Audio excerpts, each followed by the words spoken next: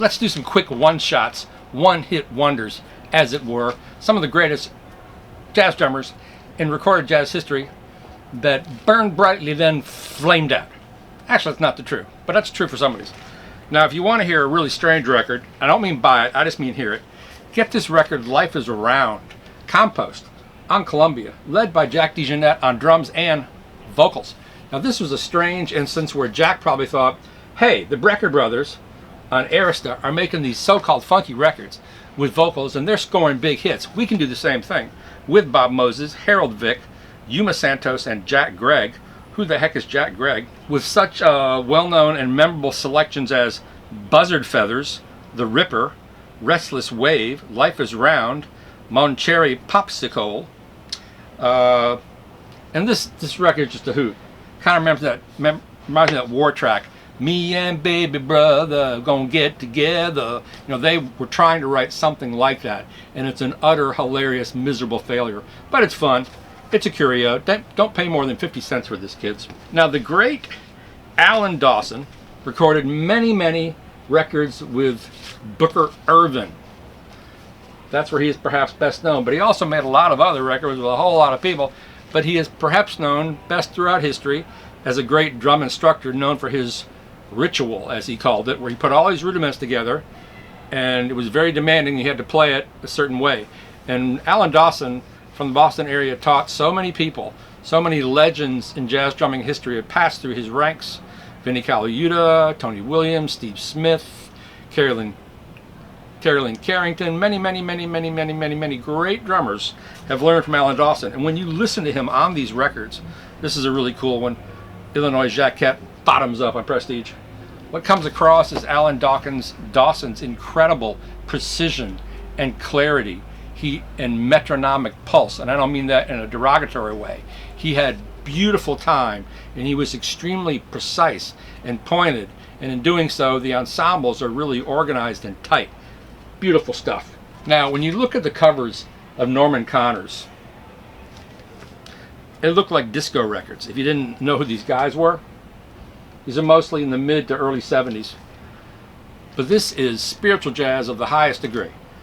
Dance of Magic, including Herbie Hancock, Stanley Clarke, Gary Bartz, Cecil McBee, Airto, Eddie Henderson, Carlos Garnett, and Billy Hart. I have 3 or 4 of his records. I have another one here called Slewfoot, and they're great. They sound like spiritual jazz records as we think of that term today. Gritty, really visceral, great expansive solos. I'm not sure what he does as a drummer really, because he tends to have other drummers on his records, but he was obviously a great organizer of time and space. The natives are getting insane. Marvin Smitty Smith was a mainstay in New York City when I first came here. We'd go here and play at clubs. He had incredible facility. He was playing with the old guard of New York jazz like Tommy Flanagan and Hank Jones. They loved him because he played in this very grand, he was like a Cadillac. I think he was a better version of Louis Nash. He just had a great sound and a great style. He loved playing fusion. Then he went to LA and became the house drummer on The Tonight Show with Jay Leno and did that for like 40 years. And now I think he just plays golf. But this is a great record he did with Dave Holland, Quintet, Seeds of Time, from 1985. Kenny Wheeler, Julian Priester, Steve Coleman, great record. Otis Candy Finch, O.C. Johnson, Arthur Edgehill. These are the meat and potatoes, unsung drummers of the New York, New Jersey session scene who played tons of sessions with people like Eddie Lockjaw Davis. This is a classic cookbook record. These guys could play slow tempos, medium tempos, play great support, do it very soulfully, beautiful brushwork, and never get in the way, and always be really, really supportive. They were pristine, sort of simple players who had a really beautiful sound, and they're really amazing on these records by Lockjaw or Shirley Scott. They'll appear on any number of records. They're on Illinois Jacquette records, Houston Pearson records. Just these guys who always had tons of work because they played so beautifully back in the day. I'll talk more about Billy Higgins in the final episode, which will deal with the great jazz drumming records on the Blue Note label, because Billy Higgins is on so many of those records. But this is a strange one that he's on. with Pat Martino, Paul Chambers, Teddy Edwards, and Richard Groove Holmes. I mean, whoa, from 1967. You know, Billy Higgins had that happy beat. He's on a lot of Dexter Gordon records. He's just perpetually up. And when you see him, he looks very up. He looks like a fun guy who knows how to have fun. And this is a classic of that. It's almost like bring in Billy Higgins, put him on the drums, start playing, and get happy, because he has that groove really bouncing and popping. Now, here are two records. These are the same records with different covers. Drum Spectacular, Kenny Clare and Ronnie Stephenson. These guys are mainstays of the British scene. This is primarily big band music, and it's old school big band music, you know, swaggering, punchy, blow hard, roaring. You know, I'm going to have another big band record here in a second that it's not like these big band records. This is out of the old school of big band, brash, boom, the Buddy Rich school, basically, bombast, blowing. There is subtlety, but it's more about how loud we can get, how much velocity we can have. But still, these guys are tremendous drummers, and they're both playing all the time. Kenny Clare was like a really one of the main studio drummers in the UK. I don't have many modern records with great drummers, because a lot of the great records that are out today aren't on vinyl. The last two Melissa Aldana albums with Kush Abade. He's an incredible drummer. I love her records. She's fantastic. This is also on Blue Note. Emmanuel Wilkins. His drummer's name is Kweku Sumbere, and he is another monster who is so dyed in tradition and plays his ass off and is like right there in the cut. I mean, it's like you're listening to Shelly Manne or Elvin or something. I saw him at the City Winery over Winter Jazz Fest. Man, what an incredible group. The music doesn't translate quite to the recording studio, but live, Emmanuel Wilkins, amazing, amazing group. Kweku Sumbere is one of the great drummers of today, along with people like Marcus Gilmore and Reggie Quinterly, and of course people like Gregory Hutchinson, who've been around for a while. But so many great young drummers now. Incredible facility. I don't know where they can all play. This was an album that really changed my life. Billy Cobham Spectrum, 1970, Spectrum, with Leland Scholar on bass, Tommy Bolin on guitar, Jan Hammer on keyboards. Tony Williams, came more out of, he came out of Roy Haynes and his own incredible sound, and probably Max Roach. But I think Billy Cobham came even more out of Max Roach. When you hear him play solos, that really beautiful, the finesse of going around the toms and playing melodic motifs on the tom-toms. Billy Cobham did a lot of that on this record, and he's an amazing composer, juxtaposed with incredible powerhouse drumming, amazing double bass work, and he was also a brilliant composer. This is the first of his records on Atlantic, which he followed up with Crosswind, Shabazz, Total Eclipse, with the cream of crop of New York session players. I think these are fantastic compositions that still sound really fresh. I saw this band in 1975 with John Scofield, Alfonso Johnson, Billy Cobham, the George Duke Band. And this is such a fun record, incredibly funky. My favorite track on here is Al Mustafa the Beloved. It opens up with John Lucian talking, and then just this incredible, earth-moving groove, and George Duke playing these incredible synthesizer lines. It's just phenomenal stuff. And Billy Cobham is still out there doing it, underrated as a composer, still out there playing his ass off. I understand Max Roach's importance. He's an innovator in bebop. You wouldn't have jazz drumming today and music without Max Roach. But my favorite records of his are not him playing with other people. He's kind of square, I guess. He's very tight and measured and pristine and precise. But there's no viciousness. There's nothing raw in his playing. But this record, where he essentially leads a drum ensemble, I love this record. M-Boom on Soul Note. They made a couple records for Columbia, but this is superior to those. Warren Smith, Fred King, Ray Mantilla, Joe Chambers, Freddie Waits, Roy Brooks. What an amazing lineup. And it's all, drummers playing bass drum, timpani, congas, bass marimba, shaker, musical saw, concert toms, triangle, orchestra bells, and it's really beautiful to hear all these guys. It usually opens up with like one instrument, then it builds and builds, and contrapuntal rhythms, and not necessarily odd meters, but odd phrasing. Just a really beautifully executed, beautifully recorded record. I urge you to find this record. Philly Joe and Elvin Jones together. I'm not sure when this is from. I think this is 1960. This is a really amazing record. It's mono. They're both playing at the same time. But when they're trading 4s or 8s or 16ths without the rest of the group, it's really amazing because you can hear their differences are so stark, even though their drum sets sound kind of the same. You know, Philly Joe has a more of a traditional mean to what he's doing. Elvin is a little more complex, a little more forward thinking. But they take these solos that are unlike anything they take on any other records, because it's two master drummers together and they're really firing off each other. You can really hear them thinking. This is such a beautiful record, beautiful cover. Has not been reissued on vinyl, probably on CD, but a great record, beautifully recorded. You can't make a video about jazz drumming without talking about the great Roy Haynes, who's still with us. I think he's around 96. He lives out in Baldwin, New York, where out front, at least last time I was there, is a beautiful Jaguar XKE covered in a big car condom. But Roy is one of the great innovators of the instrument, one of the most forward-thinking drummers. Chick Corea Now He Sings Now He Sobs, one of Roy's great records, perhaps the greatest jazz trio record of all time, also a great record for Chick. Beautiful record. Chick's incredible melodic sense, his beautiful technique on the piano, so much energy and life force. Roy, these unusual ideas that I don't know where they came from, the way he plays off the melodies, plays off Chick's rhythms, Miroslav Vitaz as well. This is a great classic of the jazz literature that you should own. Roy made a lot of records as a leader. Hip Ensemble, Senya on Mainstream. Here's another great sideman record, Jacques Bayard. In 1982, they followed up and did another Chick Corea, Miroslav Vitaz, Roy Haynes record. This is just as great as the original one. Roy Haynes, you know, pops up on the strangest records in the strangest places.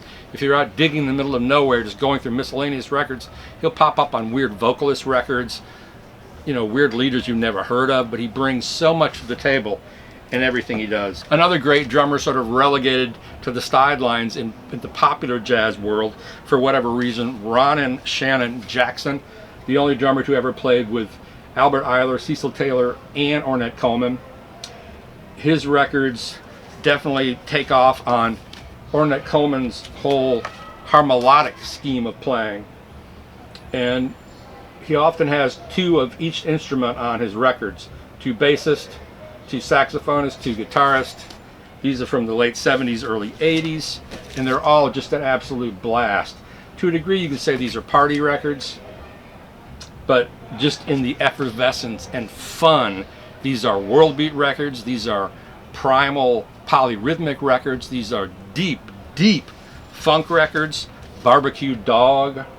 If you find these go for nothing, but they're fantastic. You put these on and they're so much fun. The music just knocking off the walls and always this forward motion African primal thing going on. He was a real life force. Another drummer who's highly thought of in avant-garde terms, Rashid Ali, one of Coltrane's last recordings, Interstellar Space. I love this record. Unlike some of Coltrane's really free stuff that sounds like you're standing in the middle of shotgun fire or machine gun fire or being strafed, this is very beautiful and very poetic, primarily because Ali gives Coltrane such a platform. Ali is constantly on the edge, constantly pushing, evolving, moving forward, constantly. And around that, Coltrane builds all these beautiful lyrical lines, sometimes squawking and shrieking, sometimes just playing melodically. This is an amazing double LP. The Japanese version is much better than the American pressing. Roy Burns, Big Bad and Beautiful, with the Dick Grove Big Band. Totally different style of big band than that earlier record I showed you from the UK. This is 1975, an amazing LA-based big band that plays like five guys. Roy Burns was an amazing drummer, sort of out of the Louis Bellson, Buddy Rich school, closer to Louis, but very, very subtle and very, you know, below the surface. He had no ego. He didn't play with ego, but he had incredible technique and facility and a real lightness the way he propelled the band. Sort of like Shelly Manne in a way. I went to a few of his clinics when I was in high school and was just kind of dumbfounded because he was just such an amazing, gifted player, right down to, I mean, look at if you're a drummer, Look at his technique on the snare drum. He's got the classic bent over drummer's posture, but look at that. That's a guy with beautiful technique on the snare drum. Just perfect. He even has his left hand, the stick is in the perfect position, maybe a little far back. But I love this record. It's just great modern big band from the mid 70s. Really the last gasp of big bands. I spoke about Jack DeJohnette in the earlier video. This is another great Jack DeJohnette, another perhaps essential record if you're interested in the lineage of Miles Davis groups. Miles Davis Quintet, the great Lost Quintet from 1969 that traveled all over Europe but never recorded. Chick Corea, Wayne Shorter, Dave Holland. Just an amazing 5 LP set. Just the recording quality varies because there's all these different venues, but it's fine if you want to hear the music. It's Jack DeJohnette at his most forward, his most pummeling, his most grinding. Dave Holland just totally, keeping it nailed down. I mean, it just, Miles at the edge. This is, I believe, the last gasp before he starts doing Live Evil, where he brings in Al Foster and Reggie Lucas, and it turns into like electronic funk noise. This is still jazz, and unlike the earlier groups who only played, the classic literature, this band does directions. Miles runs the voodoo down, Footprints, Sanctuary, Spanish Key, Paraphernalia, Bitches Brews. They play all this latter period Miles stuff. 5 LP set has a lot of great picture sleeves that are really, really nice. Dave Holland, Jack, Chick Corea.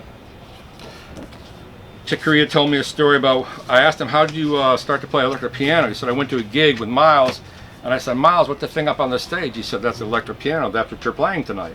And that's when he started playing electric piano. Probably one of the earlier gigs of this group. Phenomenal record. You also can't make a jazz drumming video without talking about the great, undisputed master of the early straight-ahead swing groove, Kenny Clarke. Kenny Clarke was the house drummer for Savoy Records. He's on so many great records. This is one of my favorite covers. Cannonball Adderley, Nat Adderley, Hank Jones, Paul Chambers. You don't see many photos of Paul Chambers smiling.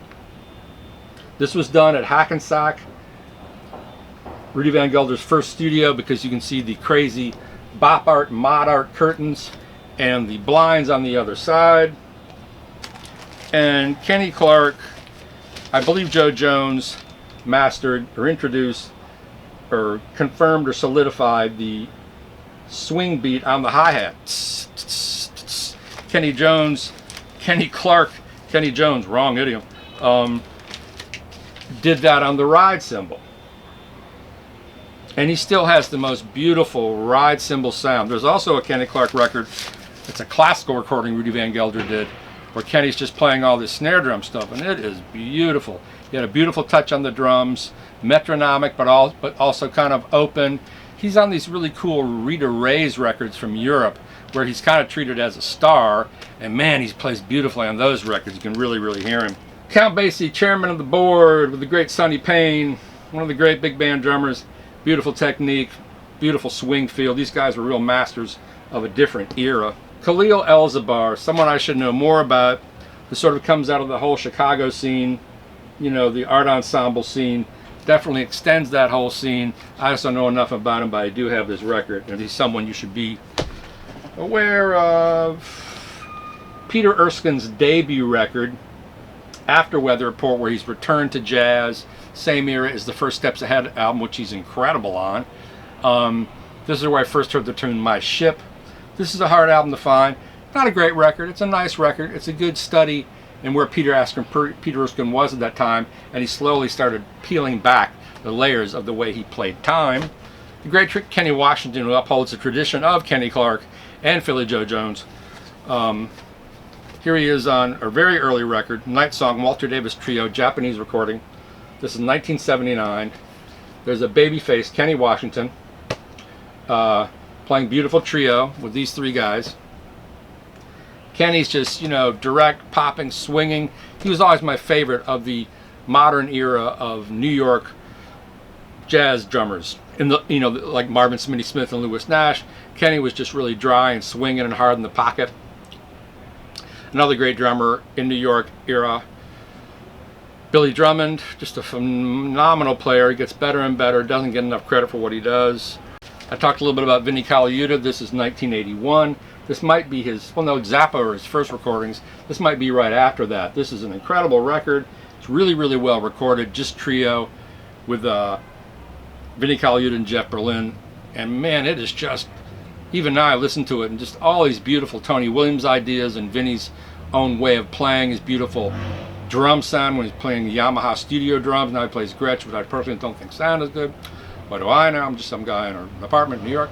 But a great record. If you can find it, if you're a fan of drumming, man, what a killer record. Bill Connors, Step in 1985, a fantastic record for Dave Weckl, who's an amazing drummer. I can't stand his music. It sounds like you're at the US Open buying chili dogs. It's just like, get the fuck away from me with that thing, kid. Keep the Twizzlers to yourself. But on this record, his drumming, the sound of his drumming is very compositional. It's really beautiful drumming. Great playing. Bill Connors from the first Hymn of the Seventh Galaxy with Chick Corea. An amazing record. I'm going to get into Art Blakey a little more when we do all the Blue Note stuff, but these are two more unusual Art Blakey records. Art Blakey with Thelonious Monk. This was at the beginning of Art's career with Blue Note, and I'm not aware of any other records Monk did for Atlantic. Kind of weird. But this is a really great record just because it's so much fun. Art played a lot with Blakey. Art played a lot with Monk. He's on those two Blue Note records. He played on a lot of his 10-inch records. And they're very, very simpatico. And this is a really weird one I never saw before. Art Blakey Big Band on Bethlehem. And it's a big band, and it's Art, and it's a pretty killer record, but it's mostly known for two tracks, Tippin' and Pristine, which are smaller groups with Coltrane and Donald Byrd. And I forgot which track it is, but there's one, and this is 57, so Coltrane is clean, and boy, you can hear it on the solos he plays in those two tracks. He is just boom, you know, it's not sheets of sound, but he just plays these beautiful, compositionally advanced, wonderful solos. And this is just a great big band record, and you get all those great photos on the cover. It was late last night, so I couldn't complete my video, and now they're tearing up the street.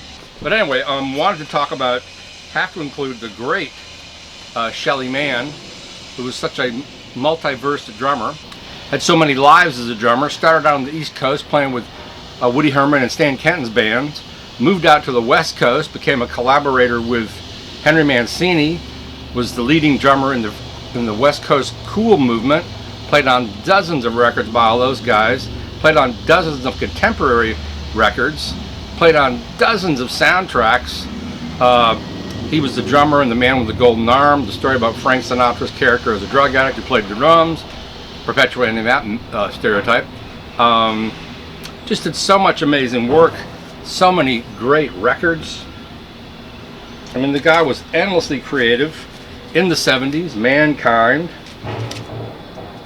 He wrote the soundtrack to the 70s TV show Daktari. Live Shelly Manne and his Man and his Men at the Manhole. He had a club in Los Angeles that became a leading jazz club where many people played. And just so many. This is another contemporary record. Perhaps his best work is on contemporary. He did a number of the Poll Winners records, which were very popular, with Ray Brown and Barney Kessel. There's another one. The Poll Winners Ride Again. And the original The Poll Winners. You know, he's such a fun drummer. He swings hard, very inventive. His drums, his style addresses a broad array of influences and ideas.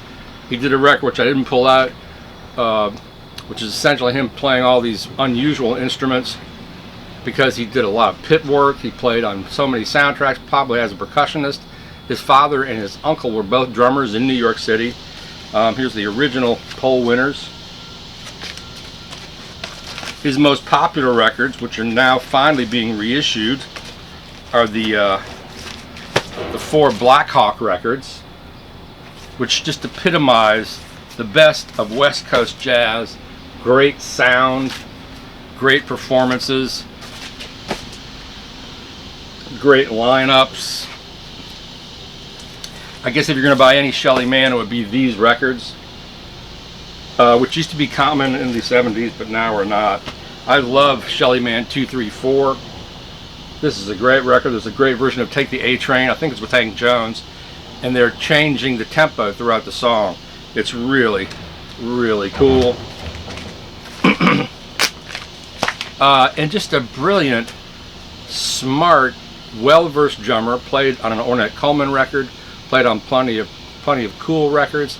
Just one of the great swinging drummers who really lit the way for jazz drumming in the 40s, 50s, 60s, 70s, and 80s. That's all for this video, part 2, but now we'll head into Blue Note terrain, and that'll come up soon. Thanks a lot for watching, and I hope you enjoyed this video about the greatest jazz drumming records you've maybe heard or never heard, but now you're likely to go out and buy them from the Amazon links below. Actually, I don't do any. Have a great night.